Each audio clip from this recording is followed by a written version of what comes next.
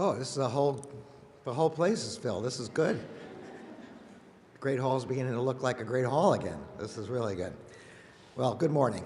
I'm very happy to be in the Great Hall today with representatives of the FBI, the ATF, the U.S. Marshals Service, the Executive Office for U.S. Attorneys, and with representatives of the National Security Division, the Civil Rights Division, the Criminal Division, and the Office of Justice Programs. I'm pleased to announce that the administration is today releasing the first national strategy for countering domestic terrorism. Each of your components will play an important role in ensuring its success. The national strategy is designed to coordinate and provide a principled path for the federal government's efforts to counter the heightened domestic terrorism threat using all available tools. It is the culmination of an effort undertaken at the President's direction by federal agencies all across the government, from the Justice Department to the Departments of Homeland Security, Defense, State, Health and Human Services, and others. As part of this effort, our law enforcement and intelligence agencies examined the evolving threat that faces us today. From that base of understanding, we developed this national strategy to guide the work of a broad set of federal actors. At the Justice Department, the Deputy Attorney General and I have already begun implementing a range of measures. Among other things, we have begun to reinvigorate the Domestic Terrorism Executive Committee, and we will convene that interagency body in the coming days and months. Attorney General Janet Reno originally created the Executive Committee in the aftermath of the 1995 Oklahoma City bombing. The investigation of that bombing, which required an enormous commitment of resources from agencies across the federal and state governments, had demonstrated the importance of such a coordination mechanism. Our current effort comes on the heels of another large and heinous attack, this time the January 6th assault on our nation's capital. We have now, as we have then, an enormous task ahead: to move forward as a country, to punish the perpetrators, to do everything possible to prevent similar attacks, and to do so in a manner that affirms the values on which our justice system is founded and upon which our democracy depends. The resolve and dedication with which the Justice Department has approached the investigation of the January 6th attack reflects the seriousness with which we take this assault on a mainstay of our democratic system, the peaceful transfer of power.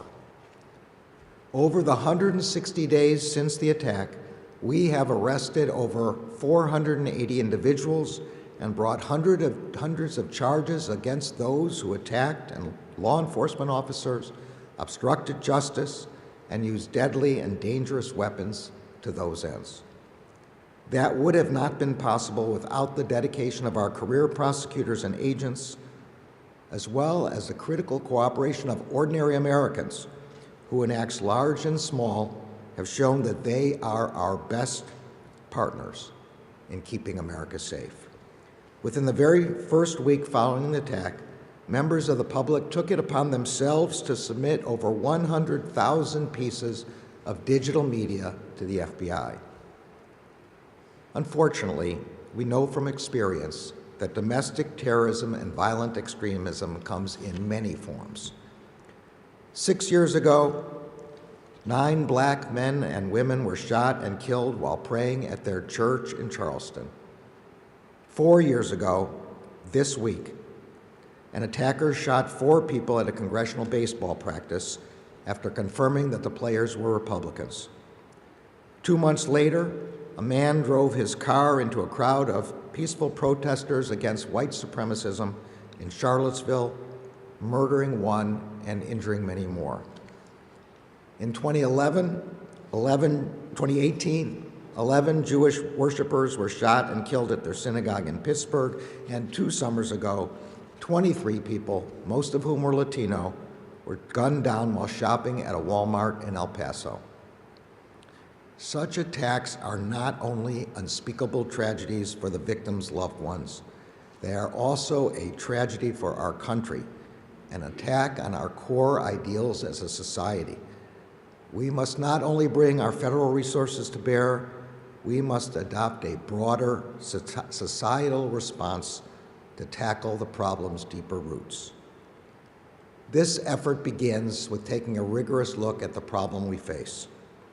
During President Biden's first week in office, he directed the administration to undertake an assessment of the domestic terrorism threat and then to use that assessment to develop the national strategy being released today. Our intelligence and law enforcement agencies undertook that assessment in the first several weeks of this administration. In March, they concluded that domestic violent extremists posed an elevated threat to the homeland in 2021. Our experience on the ground confirms this. The number of open FBI domestic terrorism investigations this year has increased significantly. According to an unclassified summary of the March intelligence assessment, the two most lethal elements of the domestic violence extremist threat are racially or ethnically motivated violent extremists and militia violent extremists. In the FBI's view, the top domestic violent extremist threat comes from racially or ethnically motivated violent extremists, specifically those who advocated for the superiority of the white race.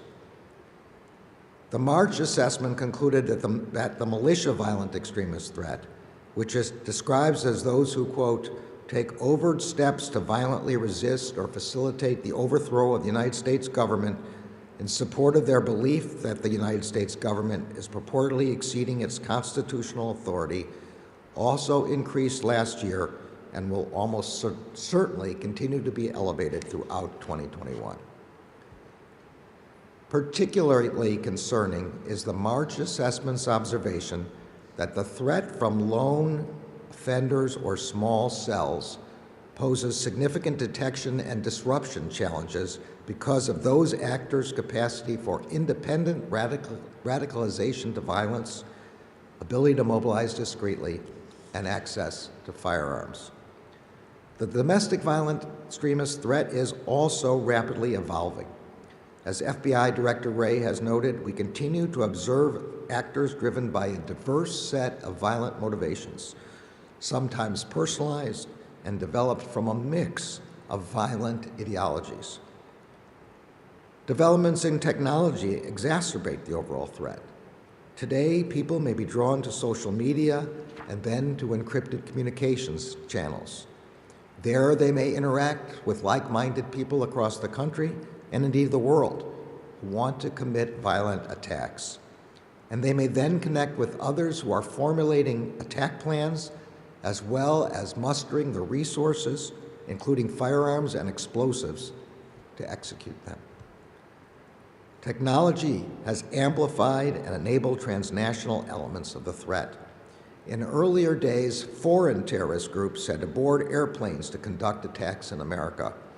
Now they take advantage of technology to inspire others already located in the U.S. to violence. The same is true for domestic violent extremists, who increasingly take common cause and inspiration from events and actions around the world, indicating an important international dimension to this problem. The man who allegedly killed one person and injured three in an April 2019 attack on a synagogue in Poway, California, cited as inspiration an attack that took place a month before halfway across the world in Christchurch, New Zealand. That attack killed 51 people and injured dozens more at two mosques. In response to these many and serious challenges, the national strategy today seeks to confront the threat from all angles. The strategy rests on 4 pillars, each of which is essential to support the whole. First, our efforts to understand and share information regarding the full range of domestic terrorism threats. Second, our efforts to prevent domestic terrorists from successfully recruiting, inciting, and mobilizing Americans to violence. Third, our efforts to deter and disrupt domestic terrorist activity before it yields violence. And finally, the long-term issues that contribute to domestic terrorism in our country must be addressed to ensure that this threat diminishes over generations to come. The national strategy recognizes that we cannot prevent every attack. The only way to find sustainable solutions is not only to disrupt and deter, but also to address the root causes of violence. We have not waited until completion of the national strategy to begin implementing it. At the Justice Department, for example, the FBI has increased the domestic threat information it provides to our state, local, tribal, and territorial partners, is enhancing training provided to these important partners, and continues to work closely with them in our joint terrorism task forces. Through the anti-terrorism advisory councils that we have established in every U.S. Attorney's office across the country, we are strengthening our domestic terrorism-related prosecutorial resources and expertise. Our civil rights and national security divisions are working more closely than ever in determining whether a given investigation should be handled as a hate crime, an incident of domestic terrorism, or both. This will ensure that we consider all appropriate criminal offenses and that whenever we encounter domestic terrorism, we treat it for what it is.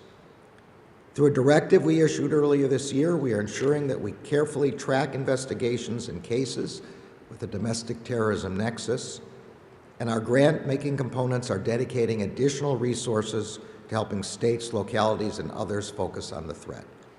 The Office of Community-Oriented Policing Services, for example, has started prioritizing grants to local law enforcement agencies committed to community-based approaches to combating racially motivated violence and domestic terrorism. And we will seek to determine whether there are any gaps in our capabilities that should, consistent with our needs and our shared values, be addressed through legislation. To support these efforts, the President's discretionary budget request for fiscal year 2022 seeks over $100 million in additional funds for the Justice Department to address the threat of domestic violent extremism and domestic terrorism. The actions that agencies are taking in support of the national strategy are held together by several core principles. First, we are focused on violence, not on ideology. In America, espousing a hateful ideology is not unlawful. We do not investigate individuals for their First Amendment-protected activities. In 1976, Attorney General Levy established the guidelines that form the foundation for a detailed set of rules that continue to govern the FBI's conduct of investigations today. In doing that, he made clear that, quote, government monitoring of individuals or groups because they hold unpopular or controversial political views is intolerable in our country. As the national strategy makes clear, safeguarding our country's civil rights and liberties is itself a vital national security imperative. We do not prosecute people for their beliefs. Across the world, extremist or terrorist labels have at times been affixed to those perceived as political threats to the ruling order. But there is no place for partisanship in the enforcement of the law. The Justice Department will not tolerate any such abuse of authority. The national strategy explains that it is, quote, critical that we condemn and confront domestic terrorism regardless of the particular ideology that motivates individuals to violence, close quote. Although we often describe violent extremist motivations by reference to different violent ideologies, the purpose of those characterizations is to help us categorize and understand motivations. That is why, even as we're here today to discuss domestic terrorism-related violence, we are addressing violent crime more broadly, including through a directive to reduce violent crime that the Deputy Attorney General and I announced last month in the form of a new initiative. It is also why, even as we augment our efforts against domestic terrorism, we remain relentless in our focus on international terrorism, perpetrated by foreign terrorist organizations like Al-Qaeda and ISIS. Our focus as members of the Department of Justice and as a federal government is to prevent, disrupt, and deter unlawful acts of violence, whatever their motive. As the national strategy makes clear, there is no place for violence as a means of resolving political differences in our democracy. The second principle is that we need not only a whole of government, but also a whole of society approach to domestic terrorism. Implementation of the national strategy will therefore occur across the federal government and beyond. The State Department will focus on the transnational aspects of domestic terrorism, including mapping links between foreign and domestic terrorists. And with the Department of the Treasury, it will assess whether foreign organizations and individuals linked to domestic terrorism can be designated as terrorists under existing authorities. The Department of Homeland Security is expanding its intelligence analysis, production, and sharing. It is prioritizing relevant grant funding to support state and local partners. It is enhancing its collaboration with community-based organizations and state and local and industry partners to address domestic terrorism threats while protecting privacy, civil rights, and civil liberties, and is working to support the development of resources that enhance critical thinking and media literacy as a mechanism to strengthen resilience to misinformation and disinformation. The Department of Homeland Security is also focused on community-based violence prevention programs in order to empower and revamp support to community partners who can help to prevent individuals from ever reaching the point of committing a terrorist attack. The Department of Defense will train service members on the potential targeting of current and former military members by violent extremists in order to help prevent radicalization.